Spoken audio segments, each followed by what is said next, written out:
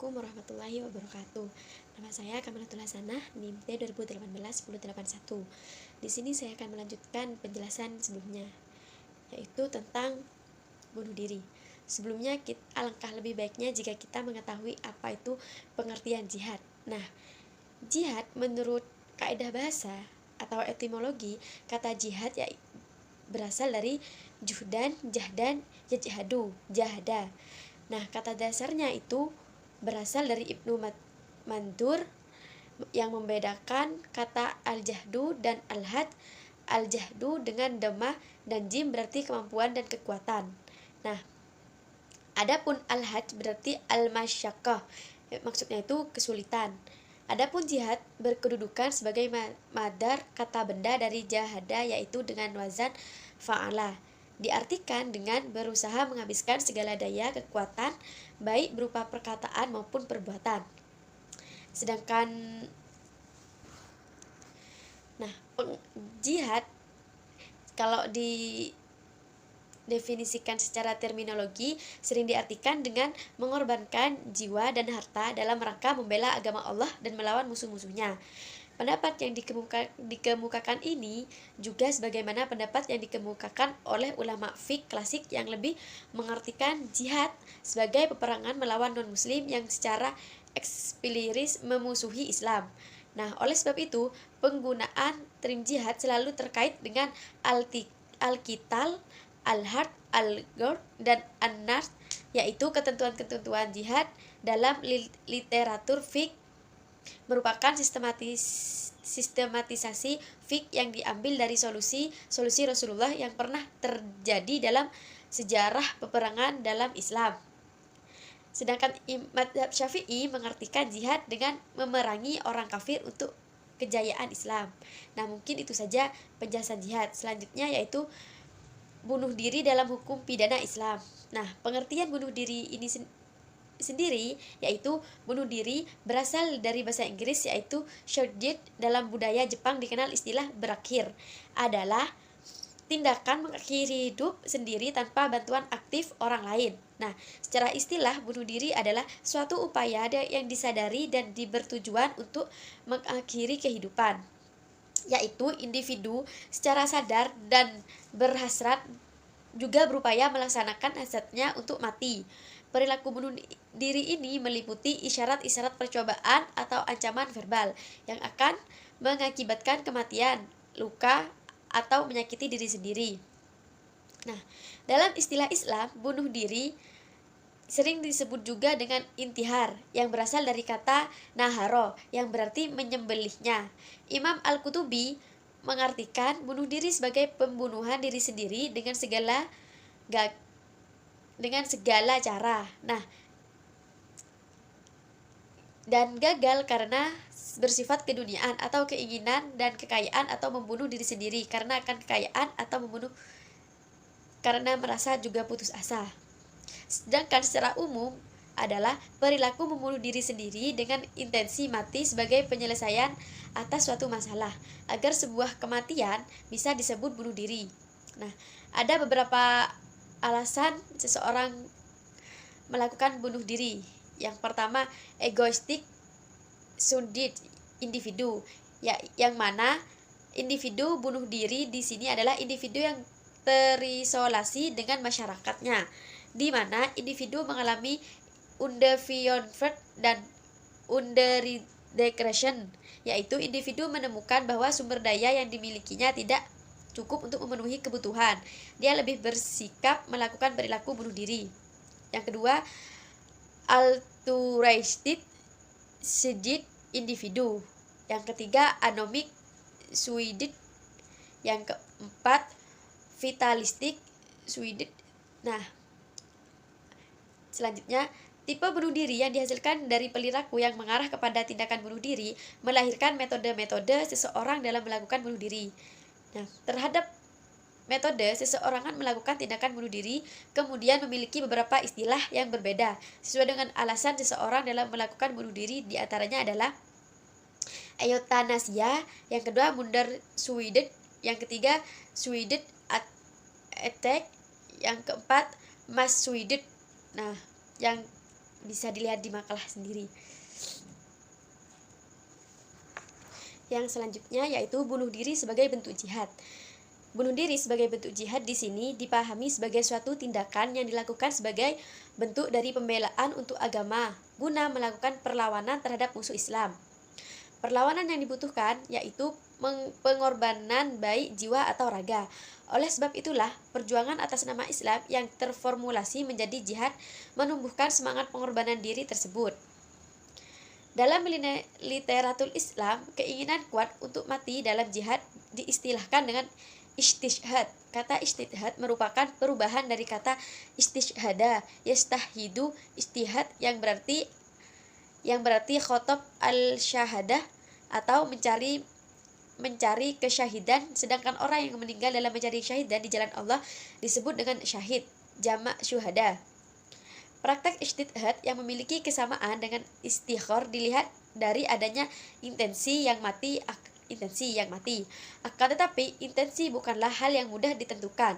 Intensi mati dari istishhad adalah untuk melakukan perlawanan kepada musuh dan didorong oleh rasa pengorbanan. Sedangkan intensi mati dari intishar adalah karena keterputusan dan untuk mengakhiri persoalan hidup.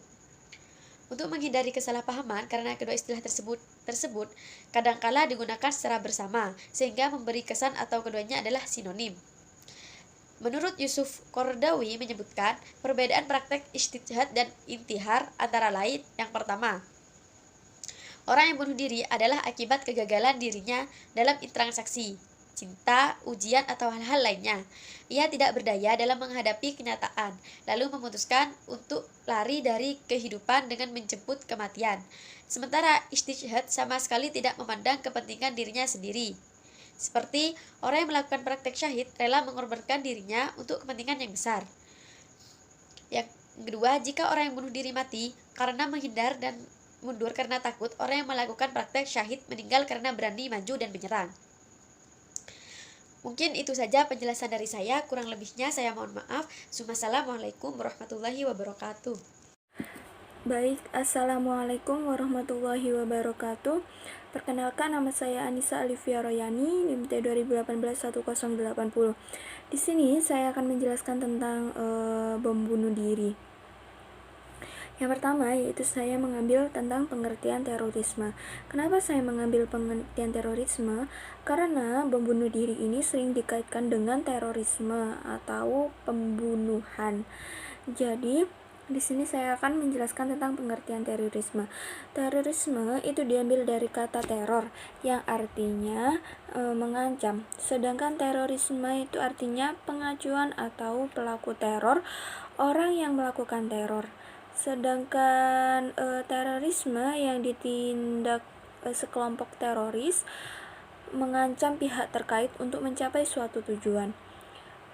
Dengan demikian dapat dipahami bahwa terorisme adalah perilaku atau perbuatan yang dilakukan oleh seseorang atau sekelompok yang mengancam keselamatan jiwa pihak lain guna mencapai tujuan tertentu. Lalu yang selanjutnya yaitu saya menjelaskan tentang konsep jihad dalam Islam. Kenapa saya menjelaskan tentang ini? Karena bom bunuh diri itu sering kesalahan tentang konsep jihad dalam Islam tersebut. Jihad menurut Islam sendiri adalah sebagai penyempurnaan suatu ibadah, karena jihad tiang ibadah sebagai perwujudan dari cinta kisah kepada Allah Subhanahu wa taala. Seorang hamba rela membawa jiwa dan raganya serta beda dalam perjuangan. Perjuangan yang dimaksud di sini itu untuk mewujudkan perdamaian dan keadilan dan kehormatan atas dasar nilai kemanusiaan. Terorisme sebagai kekerasan politik sepenuhnya bertentangan dengan etos kemanusiaan. Agama Islam menganjurkan etos kemanusiaan yang sangat melakukan kemanusiaan secara universal. Universal itu secara umum. Maksudnya itu di sini konsep jihad yang dimaksud itu bukan mengebom, membunuh seseorang, bukan seperti itu. Tetapi konsep jihad yang di sini itu kita melakukan sesuatu kebaikan itu saja dianggap jihad. Jadi jihad itu bukan tentang membunuh gitu, tapi tentang bagaimana kebaikan itu. Yang ketiga yaitu saya akan menjelaskan tentang asal muasal munculnya terorisme. Istilah radikalisme ini semakin marak dibicarakan di Indonesia. Egy Sujana mengungkapkan, jika istilah radikalisme sering disebut dengan istilah rekorisme, menurut radikalisme merupakan sikap atau tindakan terhadap berbagai perubahan tatanan hidup yang sudah lama dan mapan. Perbedaan antara reaksioner dan radikalisme menurut Egy Sujana adalah pada aspek tujuannya. Kaum reaksioner menginginkan perubahan tatanan masyarakat dalam batas-batas tertentu dan masih toleransi sebagian tatanan yang ada. Sedangkan kaum radikalisme justru meningkatkan perubahan tatanan yang ada ke akar-akar, bahkan jika perlu dilakukan dengan kekerasan atau revolusi berdarah. Jadi, pemahaman inilah yang membuat kaum radikalisme itu menganggap bahwasannya jihad itu perlu dilakukan dengan kekerasan dan sampai dengan titik pendarahan. Jadi banyak sekarang itu bom bunuh diri itu yang menganggap bahwasannya konsep jihad mereka itu dengan cara seperti itu, bukan dengan yang memang asli jihad gitu. Kayak mereka itu menganggap bahwasanya kafir itu halal darahnya untuk dibunuh. Lalu yang selanjutnya yaitu saya menjelaskan tentang contoh radikalisme di Indonesia. Yang pertama saya mengambil contoh bom Bali tahun 2002, di mana bom Bali ini disebutkan juga bom Bali pertama, terjadi pada malam hari tanggal 12 Oktober 2002. Aksi ini merupakan rangkaian 3 pengeboman di lokasi yang berbeda. Di 2 ledakan yang pertama yaitu di Pedi Pub dan Sari Club atau SC di Jalan Legian Kuta, Bali, sedangkan yang terakhir di Konsul Amerika Serikat tercatat 202 korban jiwa dan 209 orang luka-luka. Untuk yang ketiga yaitu bom JW Marriott tahun 2003. Catatan kelam kembali menimpa Indonesia pada tahun 2003. Sebuah bom meledak dan menghancurkan sebagian hotel JW Marriott di kawasan Mega Kuningan, Jakarta, Indonesia. Bom meledak sekitar pukul 12.45 waktu Indonesia bagian barat dan 12.55 pada Selasa 5 Agustus. Sebanyak 12 orang tewas dan 150 orang cedera. Ledakan ini merupakan aksi bom dengan modus bunuh diri. Rata-rata yang berita itu mereka melakukan bom bunuh diri. Lalu yang ketiga yaitu bom Kedutaan Besar Australia tahun 2004. Yang keempat yaitu bom Bali lagi, yaitu bom Bali yang kedua pada tahun 2005. Ini dilakukan pada 1 Oktober 2005. Yang kelima yaitu bom Cirebon tahun 2011. Sebuah ledakan bom bunuh diri terjadi di Masjid Mapolresta Cirebon saat sholat asar pada tanggal 15 April 2011 silam. Berbeda dari aksi lainnya, modus bom bunuh diri ini ditujukan untuk menyerang polisi. Biasanya kan kalau bom bunuh diri itu ditujukan kepada gereja atau tempat-tempat keramaian seperti hotel, seperti kasus yang nomor 1 sampai dengan nomor 4. Tapi kalau kasus nomor 5 ini berbeda, di mana bom bunuh diri ini ditujukan kepada para polisi-polisi. Yang keenam yaitu bom bunuh diri di gereja Surabaya yang sempat viral, yang satu keluarga itu yang ngebom, yang ada 2 orang anak dan 1 orang suami dan istri. yaitu pada Minggu 13 Mei 2018 silam pada pukul 6:30 di Gereja Katolik Santa Maria. Dan yang terakhir yang barusan saja dibahas yaitu pada bom bunuh diri di Makassar yang kemarin Maret 2020, yang sekarang kan sudah April, yang Maret yaitu pada Minggu 13 yang pada kemarin itu.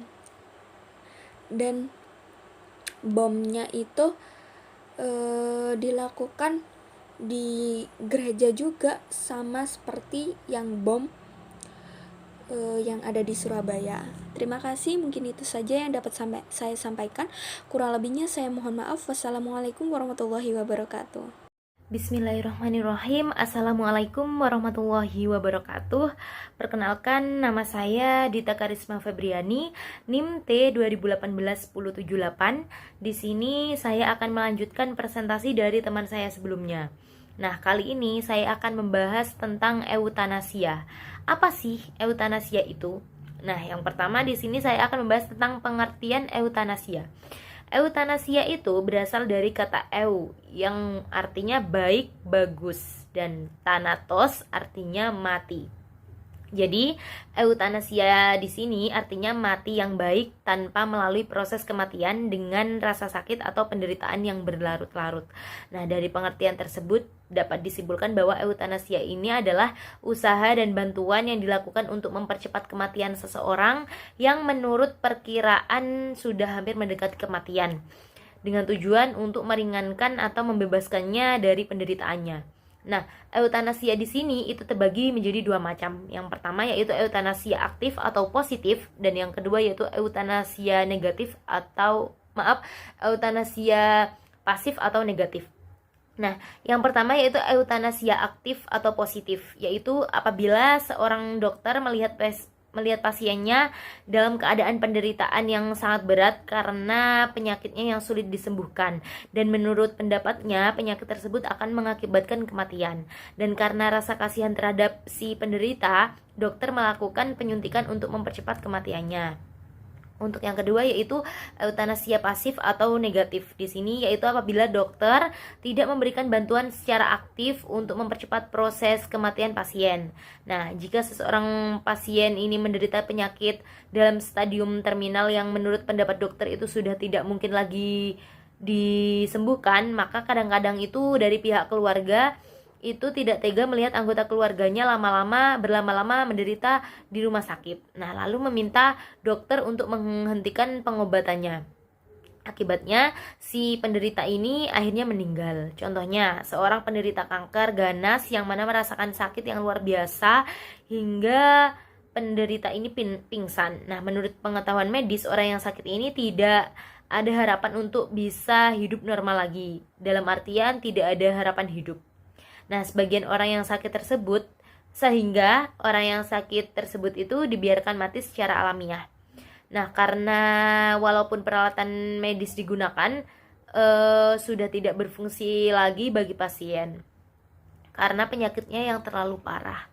Nah, untuk yang kedua di sini pendapat ulama tentang eutanasia. Ajaran Islam itu memberi petunjuk yang pasti tentang kematian.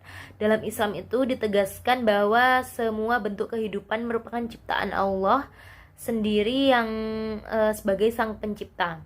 Allah Subhanahu wa Ta'ala berfirman bahwasanya tiap-tiap sesuatu pasti binasa kecuali Allah. Baginya lah segala penentuan dan hanya kepadanya lah kamu dikembalikan. Islam mengajarkan bahwa kematian hanya terjadi dengan izinnya, dan kapan saat kematian itu tiba telah ditentukan waktunya oleh Allah. Nah, dalam Islam, kematian adalah sebuah gerbang menuju kehidupan abadi atau akhirat, di mana setiap manusia harus mempertanggungjawabkan perbuatannya selama hidup di dunia di hadapan Allah Subhanahu wa Ta'ala. Nah, kode etik kedokteran Islami yang disahkan oleh Konferensi Internasional Pengobatan Islam yang pertama, the First International Conference of Islamic Medical, menyatakan bahwa eutanasia aktif sama halnya dengan bunuh diri. Dalam artian di sini bunuh diri berarti tidak dibenarkan sesuai dengan firman Allah, dan janganlah kamu membunuh dirimu. Sesungguhnya Allah adalah Maha Penyayang kepadamu. Kesabaran dan ketabahan terhadap rasa sakit dan penderitaan sangat dihargai dan mendapat pahala yang besar dalam Islam. Sabda Rasulullah Shallallahu Alaihi Wasallam, tidaklah menimpa kepada seseorang Muslim suatu musibah baik kesulitan, sakit, kesedihan, kesusahan maupun penyakit, bahkan dari yang memasukkannya, kecuali Allah menghapuskan kesalahan atau dosanya dengan musibah yang dicobakannya itu. Hadis riwayat Bukhari dan Muslim. Nah, dalam hal masalah eutanasia ini, para tokoh Islam Indonesia sangat menentang dilakukannya eutanasia.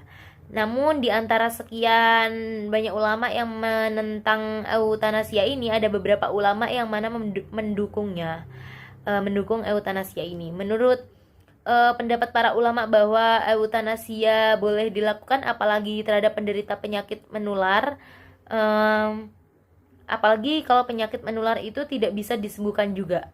Pendapat Ibrahim Hussein ini disandarkan kepada suatu kaidah usul fiqh, al-irtifaqu akhafu daruroin, yang mana di sini melakukan yang teringan dari dua mudorot. Jadi katanya langkah ini boleh dipilih karena ia merupakan pilihan dari dua hal yang buruk. Pertama, penderita mengalami penderitaan. Kedua, jika menular membahayakan sekali, artinya dia menjadi penyebab orang lain menderita karena tertular penyakitnya, dan itu dosa besar. Dan beliau bukan hanya menganjurkan eutanasia pasif, tapi juga eutanasia aktif. Sedangkan menurut Hasan Basri, pelaksanaan eutanasia ini bertentangan, baik dari sudut pandang agama, undang-undang maupun etika kedokteran. Dan lebih lanjut, beliau menjelaskan bahwa persoalan hidup mati sepenuhnya hak Allah Subhanahu wa Ta'ala. Menurut pendapat Syukron Ma'mun, bahwa kematian itu merupakan urusan dari Allah Subhanahu wa Ta'ala. Manusia tidak dapat mengetahui kapan kematian itu menimpa dirinya. Soal sakit, menderita, dan tidak kunjung sembuh itu adalah kudratullah. Kewajiban kita hanya berikhtiar. Mempercepat kematian tidak dibenarkan. Tugas dokter adalah menyembuhkan, bukanlah membunuh. Kalau dokter tidak sanggup, kembalikan kepada keluarganya. Lalu, bagaimana dengan kaidah usul fiqh yang menyatakan bahwa al-irtifaqu akhafu darroin, melakukan yang teringan dari dua mudarat itu tadi? Ataukah kaidah usul fiqh yang menyatakan darurat membolehkan yang haram berdasarkan beberapa pendapat ulama di atas? Dan juga pembahasan batasan-batasan darurat yang telah dijelaskan pada bab terdahulu, tidak ada ditemukan pendapat yang membenarkan eutanasia ini. Dan menurut Hasan Basri sendiri, kaidah itu sama sekali tidaklah dibenarkan. Kaidah tersebut dengan sendirinya bisa juga gugur bila tidak dijumpai dalil qot'i baik dari Al-Quran maupun hadis. Lagi pula dalam Islam, hak dan martabat manusia itu sangat dijunjung tinggi meskipun penderita misalnya banyak mengandung mudarat atau tidak.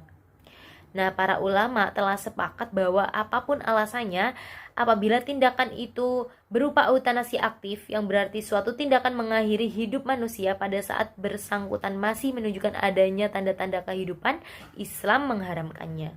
Sedangkan terhadap eutanasia pasif, para ahli baik dari kalangan kedokteran, ahli hukum pidana maupun para ulama sepakat membolehkannya.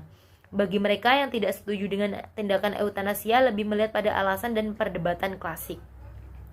Mereka percaya bahwa yang berhak menentukan kematian itu hanyalah Allah Subhanahu wa Ta'ala. Tugas manusia hanya berikhtiar. Seorang dokter yang melakukan eutanasia itu bisa saja diajukan ke pengadilan karena tuduhan membunuh, sekalipun tindakan tersebut dilakukan berdasarkan permintaan pasien.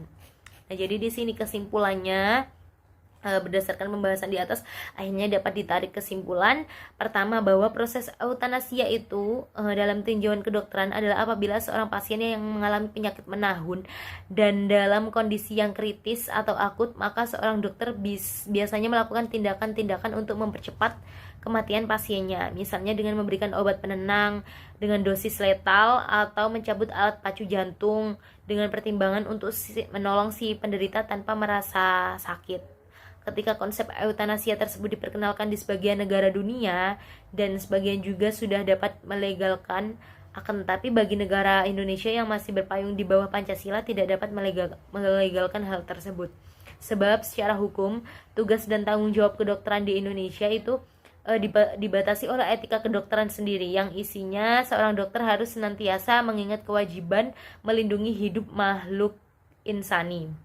Juga dilarang oleh hukum positif kita yaitu KUHP di mana dijelaskan bahwasannya melakukan eutanasia merupakan suatu tindakan pidana. Bahkan secara tegas menyebutkan barang siapa yang merampas nyawa orang lain atas permintaan orang itu sendiri yang jelas dinyatakan dengan kesungguhan hati diancam dengan pidana penjara paling lama 12 tahun. Yang kedua yaitu tinjauan akan hukum Islam mengenai eutanasia, terutama yaitu eutanasia aktif adalah diharamkan karena eutanasia aktif ini dikategorikan sebagai perbuatan bunuh diri yang diharamkan dan diancam oleh Allah Subhanahu wa taala dengan hukuman neraka selama-lamanya. Karena yang berhak mengakhiri seseorang hanyalah Allah Subhanahu wa taala. Oleh karena itu orang mengakhiri hidupnya atau orang yang membantu mempercepat suatu kematian seseorang sama saja dengan menentang ketentuan agama. Mungkin itu saja yang dapat saya sampaikan, kurang lebihnya saya mohon maaf. Wassalamualaikum warahmatullahi wabarakatuh.